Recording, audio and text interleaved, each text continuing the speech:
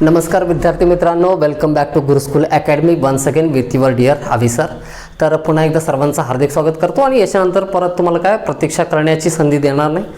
तर या गोष्टीची मी शाश्वती देतो आणि अगदी मनापासून दिलगिरी व्यक्त करतो की तुमचा जो अभ्यास तुम्ही चॅनलसोबत स्टार्ट केलेला होता त्याच्यामध्ये दरम्यान बराच काय खंड पडलेला होता. तर याच्यानंतर असं घडणार नाही. तर याची पूर्ण खबरदारी मी घेईन आणि पूर्ण जिम्मेदारीने हे या ठिकाणी जे कर्तव्य आहे ते स्वीकारलेलं आहे तर ते पूर्णत्वास नेण्याचा प्रयत्न करेन या ठिकाणी निश्चितपणे. तर पुन्हा एकदा अभ्यासाला लागायचं. या ठिकाणी एक व्हिडिओ अपलोड झालेला आहे याच्या अगोदर बऱ्याच दिवसानंतर, हा लगेचच त्याच्यानंतरचा काय दुसरा व्हिडिओ मी घेऊन येतो आहे. तर चला तर मग सुरुवात करू. मागचा जो आपण काय घटक घेतलेला होता तर त्यातील काही उर्वरित गोष्टी आहेत त्यांच्या संदर्भात आपल्याला थोडंसं काय डिस्कशन करायचं आहे. शीत ऋतूमध्ये मान्सूनची क्रियाविधी बघत असताना हिवाळ्यामध्ये भारतामध्ये पर्जन्य पडण्याचे दोन काय महत्त्वाचे ठिकाण आहेत. एक महत्त्वाचं ठिकाण जे आहे ते वायव्य भारत आहे आणि दुसरं महत्त्वाचं जे ठिकाण आहे तर ते आहे तमिळनाडू राज्याचा जो काय पूर्वेकडील किनाऱ्याचा जो प्रदेश आहे तर या किनारी भागामध्ये म्हणजे तमिळनाडू राज्यामध्ये जो या ठिकाणी कोरोमंडलचा तट आहे, कोरोमंडलचा किनारा आहे तर त्या किनारी भागामध्ये पर्जन्य पडतं भारतीय काय हिवाळ्यामध्ये शीत ऋतूमध्ये. त्यालाच परतीचा मान्सून असं सुद्धा म्हणतात किंवा ईशान्य मान्सूनची शाखा असं सुद्धा म्हटलं जातं. वेगवेगळ्या नावाने त्याला ओळखलं जातं. वायव्य भारतामध्ये जे पर्जन्य पडतं पश्चिमी आवर्तांपासून त्याच्याबद्दल काय सर्व इत्याभूत माहिती आपण घेतलेली आहे. सविस्तर त्याच्यावरती काय चर्चा झालेली आहे. तर बघा, जी दुसरी शाखा आहे भारतामध्येच हिवाळ्यामध्ये जे पर्जन्य पडतं तर त्याच्याबद्दल आपल्याला थोडंसं काय माहिती या ठिकाणी घ्यायची आहे. बघा, असं सांगता येईल ज्या वेळेस सूर्यकिरणाची लंबरूप सूर्यकिरण ज्यावेळेस काय मकर वृत्तावरती राहतात तर त्यावेळेस काय भारतामध्ये काय असतं या ठिकाणी आपल्याला म्हणतात हिवाळा हा ऋतू असतो भारतामध्ये. आपण ह्या गोष्टी काय अगोदर सुद्धा काय डिस्कस केलेल्या होत्या. तर भारतामध्ये ज्यावेळेस काय हिवाळा असेल तर त्यावेळेस ITCZ जो आहे भारतामध्ये पावसाळ्याला सुरुवात जी झालेली होती ती केव्हा झालेली होती, ज्या वेळेस 21 जूनला लंबरूप सूर्यकिरणे ही कुठं कर्कवृत्तावरती होती आणि ITCZ म्हणजे इंटर ट्रॉपिकल कन्व्हर्जन झोन किंवा सर्क्युलेशन झोन ज्याला म्हणतो, आंतर उष्णकटिबंधीय जो अभिसरण काय क्षेत्र जो होता तर तो वायव्य भारतामध्ये काय स्थित असल्यामुळे जे नैऋत्य मोसमी वारे आहे तर नैऋत्य मोसमी वारे जास्त दाबाच्या पट्ट्याकडून कमी दाबाच्या पट्ट्याकडे काय प्रवाहित झालेले होते. तर हे थोडंसं आपण काय कन्सेप्ट ज्यावेळेस बघत होतो त्यावेळेस सांगितलेलं होतं. बघा, ज्या वेळेस हे लंबरूप सूर्यकिरणे कर्कवृत्तावरती नसून तर 22 डिसेंबरला कुठं असतील, मकर वृत्तावरती असतील तर त्यावेळेस ITCZचं स्थानांतरण सुद्धा कुठं भारताच्या दक्षिणेकडला काय झालेलं असेल. मग अशा परिस्थितीमध्ये ज्यावेळेस ITCZ काय भारताच्या दक्षिणेला असेल तर त्यावेळेस वातावरणातील कमी दाबाचा पट्टा जो आहे, लो प्रेशर बेल्ट जो आहे तो सुद्धा भारताच्या दक्षिणेला असेल. म्हणजे भारतामध्ये आलेलं जे मान्सून होतं आता त्याच्या परतीचा प्रवास सुरू होतो. कारण या ठिकाणी पर्जन्य म्हणजे सूर्यकिरणे जी आहेत ती तिरकस पडायला लागतात म्हणून पर्जन्याचं प्रमाण कमी होतं आणि या ठिकाणी काय शीत ऋतू सुद्धा काय सुरू झालेला आहे. तर ज्या ठिकाणी उष्णता कमी असेल त्या ठिकाणी जास्त दाबाचा पट्टा असेल आणि जास्त दाबाच्या पट्ट्याकडून वारे जे आहेत ते नेहमी कुणीकडे वाहत असतात, कमी दाबाच्या पट्ट्याकडे वाहत असतात. आता हिमालयाच्या पायथ्याकडून हे वारे जे मान्सूनचा जो परतीचा प्रवास सुरू होतो तर परतीचा मान्सून याला दोन नावं या ठिकाणी आहेत. एक आहे परतीचा मान्सून किंवा मान्सूनचे निर्गमन असं आपण काय म्हणतो आणि दुसरं नाव आहे या ठिकाणी ईशान्य दिशेकडून हे प्रवाहित असतात म्हणून याला काय म्हणतो आपण काय ईशान्य मान्सून सुद्धा म्हणता येईल. तर हे जे वारे काय आपला परतीचा प्रवास करत असतात किंवा निर्गमन करत असतात भारतातून तर त्यावेळेस भारतावरून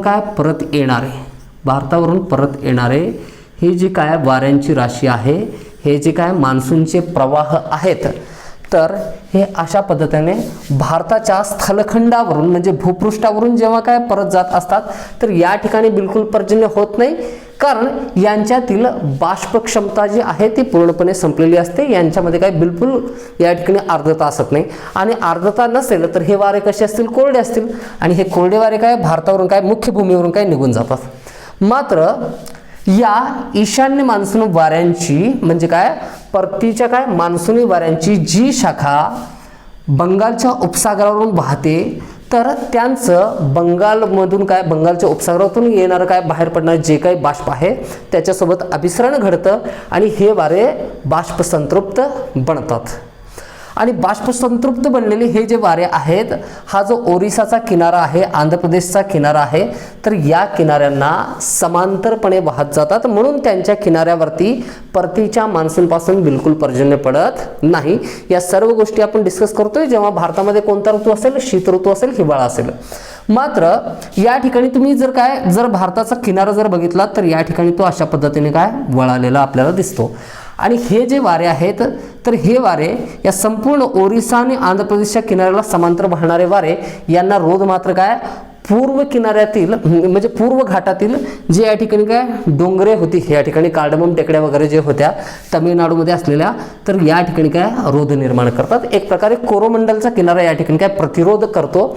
आणि या परतीच्या मान्सूनपासून हा जो तमिळनाडूचा प्रदेश आहे, तर या तमिळनाडूच्या प्रदेशामध्ये म्हणजे कावेरीचं जे काय लोअर सेक्टर होतं, जे खालचं जे पात्र दक्षिणेकडील जे पात्र होतं, तर त्या भागामध्ये काय होतं पर्जन्य पडतं. आणि कावेरीचा प्रवाह जो आहे तो वर्षभर चालू राहतो. हे सुद्धा नदी चॅप्टर बघत असताना सुद्धा तुम्हाला सांगितलेलं होतं की कावेरी ही काय एकमेव दक्षिण भारतातील काय अशी नदी आहे जी वर्षभर वाहत असते किंवा बारामाही वाहत असते. तर त्याचं रिझन हे सुद्धा आहे की परतीच्या मान्सूनपासून काय कावेरीला काय पाणी प्राप्त होतं.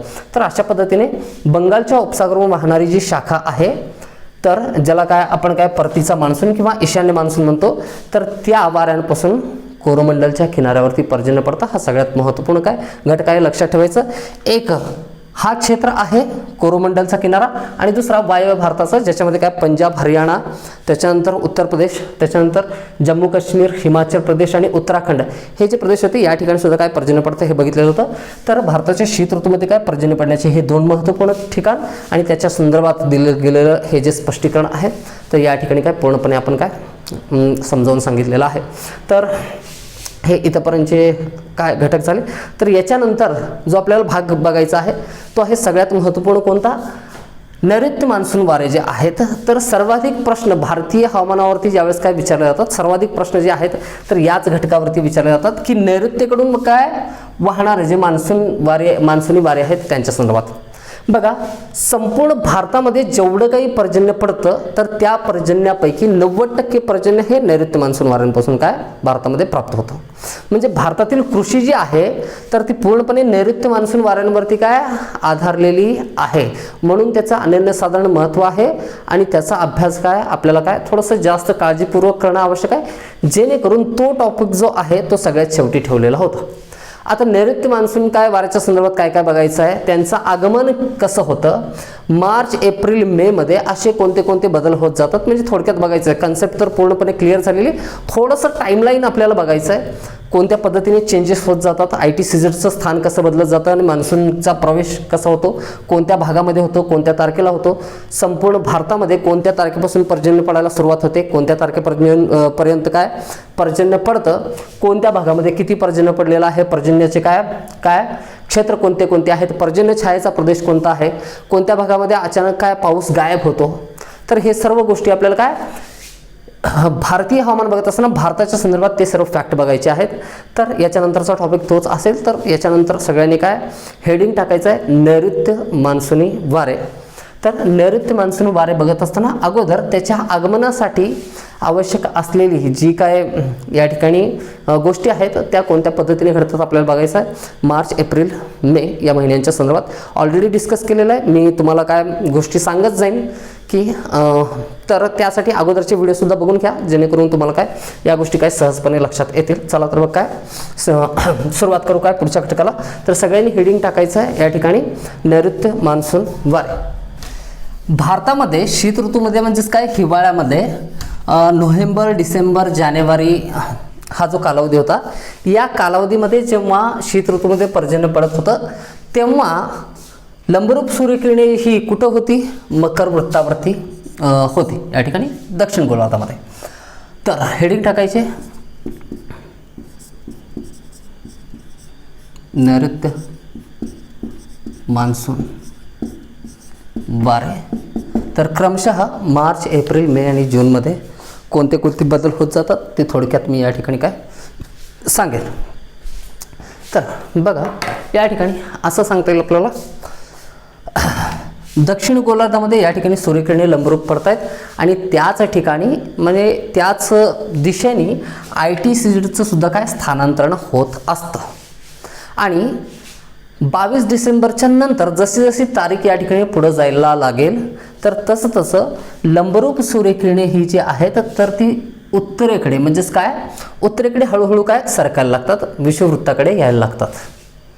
बदल काय होत जातो बघा, भारताच्या दक्षिणेला या ठिकाणी विषुववृत्ताच्या सुद्धा दक्षिणेला 23.5 अंशावरती काय लंबरूप सूर्यकिरणे आहेत आणि 22 डिसेंबरच्या नंतर त्यांची हालचाल जी आहे ती हळूहळू कुणीकडं उत्तरेकडे काय सरकायला लागते, म्हणजे ITCZचं सुद्धा काय स्थानांतरण व्हायला लागतं.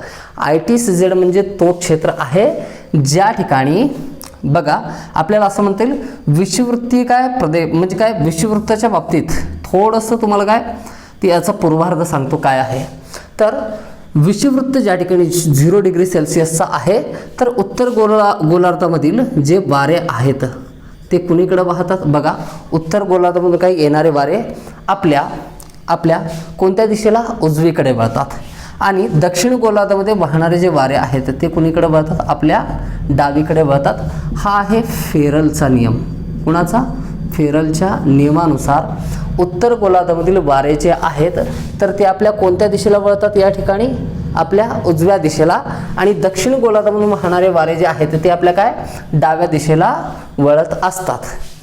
बघा उष्णकटिबंधीय क्षेत्र ज्या ठिकाणी असतो, ज्या ठिकाणी सूर्यकिरणे लंबरूप पडत असतात त्या ठिकाणी हे जे व्यापारी वारे आहेत ते एकत्र आल्याच्या नंतर त्यांचं अभिसरण या ठिकाणी होतं आणि अभिसरण होऊन बघा जसं जसं विषुववृत्ताच्या जवळ म्हणजेच काय उष्ण प्रदेशाजवळ ते वारे येतात तर त्यांच्यातील ऊर्जा एवढी अधिक वाढते की ते वारे ऊर्ध्व दिशेने व्हायला लागतात आणि ऊर्ध्व दिशेने वाहत असताना त्यांचं तापमान खूप वाढल्याच्या कारणानं त्या ठिकाणी कमी दाबाचा पट्टा तयार होतो, ज्यालाच काय म्हणतो आपण इंटर ट्रॉपिकल कन्व्हर्जन झोन, आंतर उष्णकटिबंधीय क्षेत्र. विषुववृत्त हे काय स्थिर असतं, मात्र लंबरूप सूर्यकिरणांचं स्थानांतरण उत्तरायण आणि दक्षिणायन होत असल्यामुळे ITCZचं सुद्धा स्थानांतरण होतं. या गोष्टी स्पष्ट केलेल्या आहेत. तर ITCZ ज्या वेळेस लंबरूप सूर्यकिरणे उत्तर दिशेला काय प्रवाहित होतात, ITCZ सुद्धा त्याच दिशेने काय प्रवाहित होतात.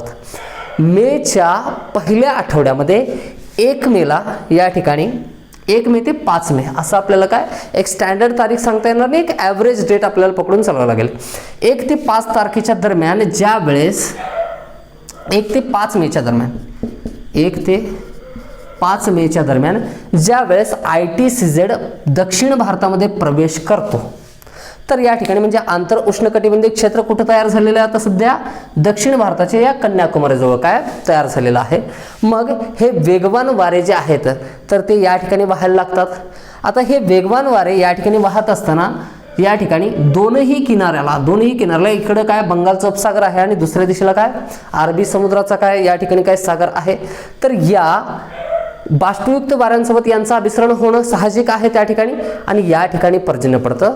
मी म्हणलं होतं मे महिना जो आहे, मे महिन्यामध्ये जेव्हा पर्जन्य पडतं कुठं केरळमध्ये पर्जन्य पडतं, त्याच्यानंतर आपण बघितलं होतं कोणत्या ठिकाणी कर्नाटकमध्ये पर्जन्य पडतं, महाराष्ट्रामध्ये पर्जन्य पडतं.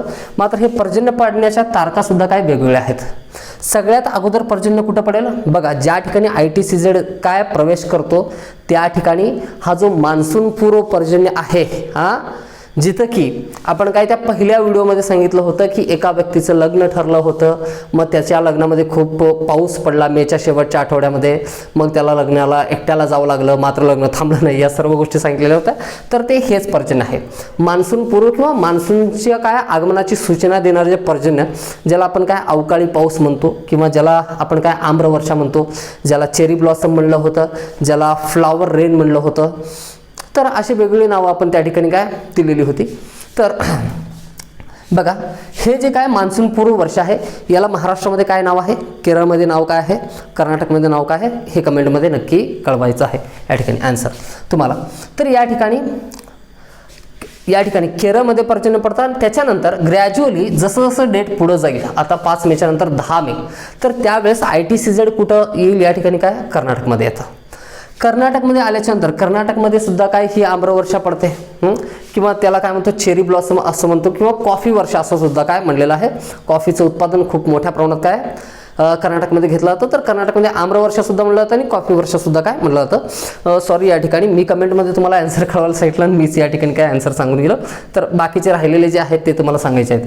त्याच्यानंतर 15 मेच्या आसपास ITCZ कुठं पोहोचेल, या ठिकाणी महाराष्ट्रामध्ये पोहोचतं. म्हणजे हळूहळू काय उत्तरेकडे काय कर्कवृत्ताकडे काय तो काय प्रवाहित होत चाललेला आहे.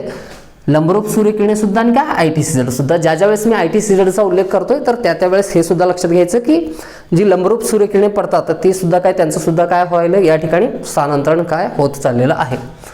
बघा 20 मे किंवा असं म्हणता येईल मेचा शेवटचा आठवडा येता येता या ठिकाणी काय होतं, हे जे ITCZ आहे, हे ITCZ जे आहे ते ITCZ कुठं पोहोचतात तर भारताच्या कर्कवृत्ताच्या थोडंसं दक्षिणाला पोहोचलेले असतात.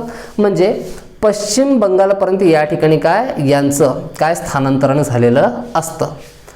आणि पश्चिम बंगालमध्ये याच वेळी बघा बंगालच्या उपसागराच्या काय जवळ असलेला हा जो प्रदेश आहे या ठिकाणी वाहणारे हे जे वेगवान वारे असतात, कोरडे वारे एकदम कोरडे असतात, यांच्यापासून पर्जन्य पडत नाही संपूर्ण काय भारतीय काय क्षेत्रामध्ये. मात्र हा पश्चिम बंगालचा जो क्षेत्र आहे, पश्चिम बंगालचा जो राज्य आहे तर त्याच्या जवळच हा तटीय प्रदेश आहे बंगालच्या उपसागराचा. तर जर समजा या वाऱ्यांचं अभिसरण या बाष्पसंतृप्त वाऱ्यांसोबत झालं तर जे पर्जन्य पश्चिम बंगालमध्ये पडतं मेच्या शेवटच्या आठवड्यामध्ये 1 जूनला मान्सूनची सुरुवात आणखीन होणार आहे. मात्र त्याच्या पूर्वी मे महिन्याच्या शेवटच्या आठवड्यामध्ये जेव्हा पर्जन्य पडतं तर प्रचंड मुसळधार पर्जन्य या ठिकाणी काय पडतं आणि कमी कालावधीमध्ये काय अधिकाधिक पर्जन्य पडतं. तर हे जे वारे वाहतात पश्चिम बंगालमध्ये तर त्यांना काय म्हणलं जातं म्हणून बघितलं होतं आपण कालबैसाखी असं म्हटलं जातं. यांचं अभिसरण जे आहे या बंगालच्या उपसागरातील काय बाष्पयुक्त काय हवा काय वाऱ्यांसोबत झाल्यामुळं पर्जन्य पडल्याची दाट शक्यता असते. त्यानंतर होतं काय बघा, मेचा शेवटचा आठवडा तर संपला, या ठिकाणी पश्चिम बंगालमध्ये पर्जन्य पडलं. त्याच्यानंतर हळूहळू ITCZ जे आहे तर ते कर्कवृत्त ओलांडून काय उत्तर भारतामध्ये काय पोहोचतं. 1 जून बघा 21 जूनला लंबरूप सूर्यकिरणे जी आहेत ती कुठं येऊन काय स्थिरावतील, कर्कवृत्तावरती येऊन स्थिरावतील. मात्र त्याच्यापूर्वी 1 जूनला ITCZ जे आहे तर ते वायव्य भारताचा हा जो प्रदेश आहे बघा. आणि एक गोष्ट लक्षात घ्यायचं, माझं सांगणं राहून गेलं, ITCZ जसं भारतामध्ये प्रवेश करतो तसं जो भारतातील तापमान जे आहे तर त्या तापमानामध्ये काय वृद्धी व्हायला लागते. आणि भारतामध्ये तापमानामध्ये वृद्धी व्हायला ज्यावेळेस काय सुरुवात होते ITCZचं स्थानांतरण जसं जसं उत्तरेला होईल तर हे जे आपण बघितलं होतं जेट स्ट्रीम प्रवाह जे आहेत तर या जेट स्ट्रीमच्या प्रवाहांचं सुद्धा तर स्थानांतरण काय उत्तर दिशेला व्हायला लागेल. म्हणून जेट स्ट्रीमची जी दक्षिणी शाखा आपण बघितलेली होती पंजाब हरियाणा या काय उत्तर भारतीय मैदानी प्रदेशातून वाहणारी, तर भारतामध्ये ग्रॅज्युअली तापमानामध्ये वाढ होते आणि या ठिकाणी जो शीत ऋतू होता तो कमकुवत व्हायला लागतो आणि जेट प्रवाह जे आहेत त्यांची शक्ती सुद्धा कमी व्हायला लागते आणि त्यांचं स्थानांतरण काय ITCZच्याच दिशेने व्हायला लागतं. आणि अशा पद्धतीने जसं जसं ITCZ भारतामध्ये प्रवेश करतो तर ही जी जेट वाऱ्यांची दक्षिणी शाखा जी आहे तर या ठिकाणी काय लुप्त होते, नाहीशी होते. आणि जेट वारे जे आहेत तर ते कुठून वाहायला सुरुवात होते, भारताच्या उत्तर भागामधून, म्हणजेच काय मध्य आशिया, हिमालय, तिबेटियन क्षेत्र जो आहे किंवा चीनचा जो प्रदेश तर या भागामधून काय वाहायला सुरुवात होते. त्याची जी दक्षिणी शाखा आहे तर ती या ठिकाणातून काय गायब होते, निघून जाते. जेव्हा परत शीत ऋतू येईल तेव्हा परत याचं स्थानांतरण काय भारतामध्ये काय दक्षिणेकडे काय होईल आणि काय परत प्रवाह काय सुरू होतो. तर आपण या ठिकाणी होतो. तर 1 जूनला ITCZ जे आहे तर ते भारतामध्ये या ठिकाणी काय स्थिरावतं. भारतामध्ये या ठिकाणी स्थिरावल्याच्या नंतर या ठिकाणी काय होतं, खूप मोठ्या प्रमाणात वेगवान वारे, शुष्क आणि या ठिकाणी काय कोरडे वारे जे आहेत ते उत्तर भारतीय मैदानामधून काय वाहायला लागतात. तर याच वाऱ्यांना आपण काय म्हणतो, लू असं म्हणतो. हे जे शुष्क आणि कोरडे वारे उत्तर भारतामधून वाहतात, तर त्यांना काय म्हणलेलं आहे, लू वारे असं म्हणलेलं आहे. आणि हे जे लू वारे आहे यांचं वैशिष्ट्य आहे की मानवी आरोग्यासाठी अतिशय हानिकारक असलेले हे वारे आहेत. यांच्यापासून कोणत्याही प्रकारे काय पर्जन्य पडत नाही. एक एक्झाम्पल सांगतो. हे लू वारे एवढे शुष्क आणि एवढे कोरडे असतात की मानवाच्या शरीरातील जे पाणी आहे तर ते पाण्याला खेचून घेण्याचा प्रयत्न करतात. आता खेचून घेणं शक्य कसं आहे बघा, एक उदाहरण सांगतो मी. आपण कपडे वाळू घालतो पावसाळ्यामध्ये की हिवाळ्यामध्ये. आपण उन्हामध्ये वाळू घालण्याचा प्रयत्न करतो पण लवकर वाळत नाहीत. यासाठी आपण काय, दिवसाची सुरुवात झाल्यानंतर लगेचच काय कपडे आई आपली जी आहे ती लवकर धुवत असते आणि काय लवकर वाळवत असते. या सर्व गोष्टींचा अनुभव आपल्याला काय आलेला आहे. जर आपण सामान्य घरातले असलो तर आपल्या घरामध्ये काय जर कपडे वाळवण्याची मशीन नसेल तर, कधी वापरलेली नसेल तर बघा, उन्हाळ्यामध्ये ज्यावेळेस तुम्ही कपडे वाळू घालता, भले तुम्ही उन्हात नका घालू, त्याला सावलीमध्ये वाळायला काय घाला, तरीसुद्धा ते कपडे लवकर वाळतात हिवाळ्याच्या किंवा पावसाळ्याच्या तुलनेत. कारण पावसाळा किंवा हिवाळ्यामध्ये हवेमध्ये आर्द्रता असते आणि हवेमध्ये जर आर्द्रता असेल तर कपड्यातील जी ह्युमिडिटी आहे, आर्द्रता जी आहे, जी नमी आहे, तर ती वारे लवकर खेचून घेणार नाहीत. म्हणजे एखाद्या व्यक्तीला काय भूकच लागलेली नसेल तर तो ताटात असलेला अन्न संपवण्याचा प्रयत्न करेल का? नाही. आणि त्याला खूप भूक लागलेली आहे तर त्याला संपव असं सांगण्याची आवश्यकता नाही, कमीत कमी वेळामध्ये ते संपून जाईल. तसंच उन्हाळ्यामध्ये ज्या वेळेस वातावरणातील हवा जी एकदम खूप शुष्क असते आणि कोरडी असते, त्यावेळेस वाळत घातलेले जे कपडे आहेत त्यांच्यातील जी नमी आहे, त्यांच्यातील जे पाणी आहे, तर ते शोषून घेण्याचं काम, ॲब्सॉर्ब करण्याचं काम या ठिकाणी काय म्हणजे खेचण्याचं काम हे वारे करतात. मग कपड्यामधून जर पाणी खेचत असतील तर मानवी शरीरामधून खेचतील किंवा नाही, आपला प्रश्न आहे. बघा, उत्तर भारतामध्ये मेच्या महिन्यामध्ये, मेचा जो शेवटचा आठवडा आहे किंवा जूनचा पहिला आठवडा आहे, या आठवड्यामध्ये व्यक्ती ज्यावेळेस काय दुपारी बाहेर पडेल तर त्यावेळेस बऱ्याच वेळा काय तर हा जो कडक ऊन असतो किंवा हे जे लू वारे असतात यांच्यामुळेच काय त्यांच्या आरोग्यासोबत काय दुर्घटना घडते. म्हणजे अशा प्रकारे डिहायड्रेशन होण्याचे प्रकार घडतात. शरीरातील जे पाणी आहे तर ते पाणी शोषून घेणे. एक ग्लुकॉन डीचा ॲड बघितला असेल तुम्ही. मुलगा ग्राउंडमध्ये फुटबॉल खेळत असतो आणि सूर्य जे आहे तर ते स्ट्रॉ घेऊन, थोडंसं कार्टून टाईप आहे ते, तर मात्र कन्सेप्ट बरोबर आहे. तर ते स्ट्रॉ घेऊन त्या मुलाच्या डोक्यातून काय करतो, तो एनर्जी असेल किंवा जे वॉटर आहे तर ते खेचून घेण्याचा प्रयत्न करतो. तर त्यासाठी ग्लुकॉन डी पिझ्झा असं म्हणलं होतं.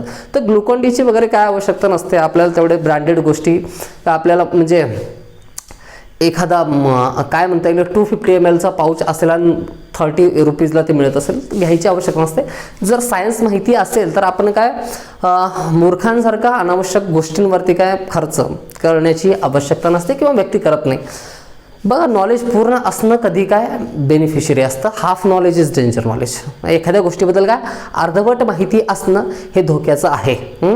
तर त्यापेक्षा एखाद्या गोष्टीबद्दल काय किंचितही आपल्याला काही माहीत नसणं किंवा पूर्णपणे माहीत असणं, या दोन्ही गोष्टी नेहमी फायदेशीर ठरतात. मात्र अर्ध माहीत आहे आणि अर्ध माहीत नाही या गोष्टी नेहमी काय करतात, आपलं नुकसान करतात. बघा, आता अशा घटना का बरं घडतात, तर आता एक्झाम्पल सांगितलेलंच आहे. तर उन्हामध्ये ज्यावेळेस व्यक्ती बाहेर पडतो, ज्यावेळेस काय आपल्याला घाम खूप जास्त सुटतो तर आपल्या शरीरातलं पाणी बाहेर पडतं, एनर्जी लेवल कमी होते, वॉटर लेवल कमी होते, मग त्याच्यामुळं ग्लुकोजचं प्रमाणसुद्धा शरीरामध्ये कमी होतं आणि घाम बाहेर पडत असल्यामुळं म्हणजे त्याचं टेस्ट पण माहिती असेल घामाची सगळ्यांना, सोडियम क्लोराईड असतं त्याच्यामध्ये, तर सोडियमचं सुद्धा प्रमाण कमी होतं. ज्यावेळेस जे ॲथलीट रनिंग वगैरे करतात, हेवी एक्सरसाइजेस करतात, तर त्यांचंसुद्धा काय एक्सरसाइजच्या दरम्यान सोडियमचं प्रमाण, ग्लुकोजचं प्रमाण काय खाली येतं. तर त्यासाठी जे पेय सांगितलं जातं उन्हाळ्यामध्ये जे पितो आपण, ज्याला म्हणतो सरबत म्हणतो, त्याच्यामध्ये काय काय असतं, एक पाणी असेल, त्याच्यानंतर काय असतं ग्लुकोज असतं, ग्लुकोज असेल सरबतमध्ये, पाणी काय असतं, पाणी असतं, त्याच्यानंतर साखर असतं आणि थोडंसं चवीपुरतं मीठ टाका असं सांगितलं असतं.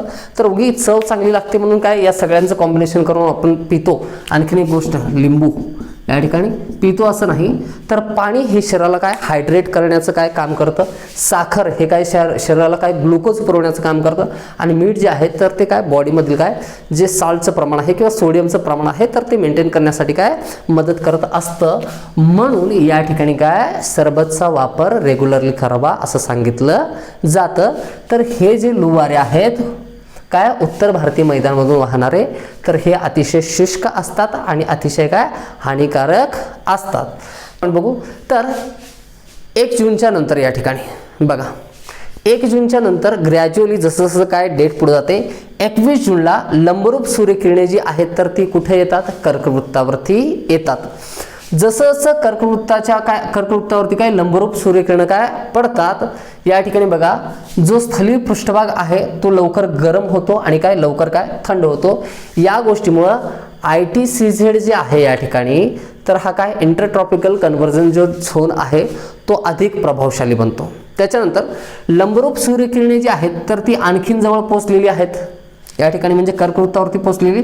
म्हणून उत्तर भारत जो आहे तो उत्तर भारत या ठिकाणी पूर्णपणे तापलेला आहे, पूर्णपणे तप्त आहे आणि उष्णता इतक्या प्रमाणात वाढलेली आहे की त्या ठिकाणी आता जो काय लो प्रेशर बेल्ट कमी वायुदाबाचा जो पट्टा आहे तर त्याची प्रभाव शक्ती एवढी वाढलेली आहे की आता तो व्हॅक्यूम भरून काढण्यासाठी बघा ज्या ठिकाणी उष्णता वाढते त्या ठिकाणी कमी दाबाचा पट्टा तयार होतो सांगितलेलं होतं आणि त्या ठिकाणी व्हॅक्यूम तयार होतं आणि कुठलीही काही रिकामी जागा आहे तर ती रिकामी जागा भरण्यासाठी काय दुसरी कुठली तरी राशी दुसरा कुठला तरी घटक त्या ठिकाणी येत असतो आणि जागा व्यापत असतो.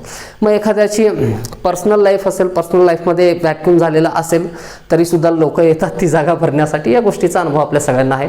राजकारण असेल, एखादं काय मंत्रिपद रिक्त झालं तर जास्त दाबाच्या पट्ट्याकडून काय लगेचच काय वारे येतात आणि एखादा वारा असतो त्या मंत्रिपदावरती काय विराजमान होतो. तर व्यावसायिक क्षेत्रामध्ये असेल किंवा कुणाचंही काय वैयक्तिक आयुष्य असेल याच्यामध्ये बघा तर सिंपती देण्यासाठी जे लोक येतात तेच व्हॅक्यूम भरण्यासाठी येतात, म्हणजे तुमच्या आयुष्यातलं दुःख कमी करणं हे त्यांचा मेन उद्देश असतो. आता तुम्ही कुणाला हो म्हणता कुणाला एंट्री देता हे तुमच्यावरती डिपेंड आहे.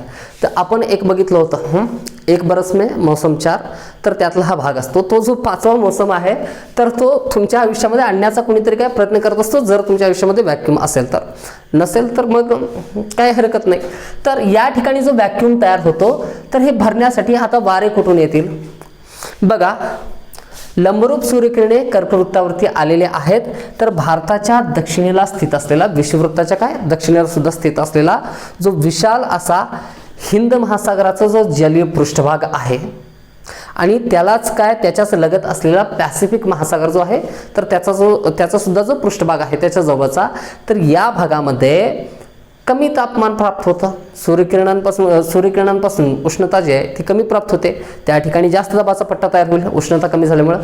मग या जास्त दाबाच्या पट्ट्याकडून वारे कोणीकडे प्रवाहित होतील आता उत्तर भारतामधील या काय दिल्ली क्षेत्राकडे काय प्रवाहित होतात. मग हे जे वारे आहेत विषुववृत्त ओलांडून आल्याच्या नंतर कोरिओलिस बलामुळं ते नैऋत्य दिशेला काय वळतात आणि काय प्रवाहित होऊन कुठं मुख्य भारतावरती काय वाहायला सुरुवात करतात. आणि अशा पद्धतीने हे जे वारे वाहतात आता हिंद महासागरातून येताना आणि अरबी समुद्रावरून येताना आणि बंगालच्या उपसागरावरून येताना हे वारे खूप मोठ्या प्रमाणात काय आर्द्रता शोषून घेऊन येतात. आता यांच्यापासून भारताला जे पर्जन्य प्राप्त होतं तर त्या पर्जन्याबद्दल आपल्याला सविस्तररित्या अभ्यास करायचा आहे. तर एवढ्या गोष्टी इथपर्यंत आपण काय बघितलेलं आहे. तर 1 जूनला या ठिकाणी पहिल्यांदा कुठं पर्जन्य पडेल, केरळचा हा जो काय मलबार तट आहे या ठिकाणी पर्जन्य पडेल. त्याच्यानंतर हळू काय संपूर्ण पश्चिम घाटामध्ये पर्जन्य पडतो. त्याच्यानंतर काय गीर आणि मांडवच्या ज्या टेकड्या होत्या हिरव्यागार अशा गुजरातमधल्या तर त्या गुजरातच्या सौराष्ट्रामध्ये पर्जन्य पडतं. अंदमान निकोबार बेट समूहांमध्ये पर्जन्य पडतं. या सर्व घटकांवरती प्रकाश आपण काय पुढल्या टॉपिकमध्ये टाकू. तर बघा तर आता या ठिकाणी विश्रांती घ्यायला हरकत नाही. खूप सारा कंटेंट आपण काय कव्हर केलेला आहे या 2 व्हिडिओमध्ये. दोन्ही व्हिडिओ जे आहेत तर ते बॅक टू बॅक रेकॉर्ड केलेले आहेत.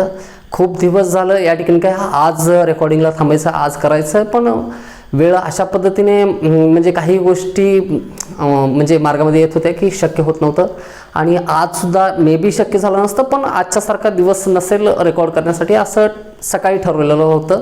बघा, सणाचा दिवस होता, रक्षाबंधन होतं.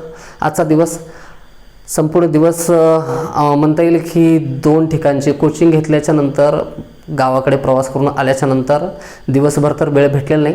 आता सध्या रेकॉर्ड करतो, बिलकुल एकदम शांतता आहे. अख्ख्या कॉलनीमध्ये माझा आवाज सोडला तर दुसरा कुठला आवाज त्या चालू नसेल. मला म्हणते ना 2:47 झालेले आहेत आणि मी हा रेकॉर्ड आत्ता या ठिकाणी काही कंप्लीट केलेलं आहे. काम स्टार्ट केलेलं होतं जेमतेम 12:30 वाजता, आणि आता ही वेळ झालेली आहे. मध्येच लाईट गेली की थांबावं लागतं, लाईट यायची वाट बघावी लागते. त्याच्यानंतर लाईट आली की परत सगळ्या गोष्टी सेटअप करून परत स्टार्ट करावं लागतं. तर अपेक्षा एवढीच आहे तुमच्याकडून की कीप सपोर्टिंग, कीप स्टडिंग या ठिकाणी. तर थांबू, सगळ्यांचे आभार पुन्हा एकदा. तर पुढचा व्हिडिओ जो आहे तो लवकरच येईल, तोपर्यंत विश्रांती घ्या, अभ्यास करा.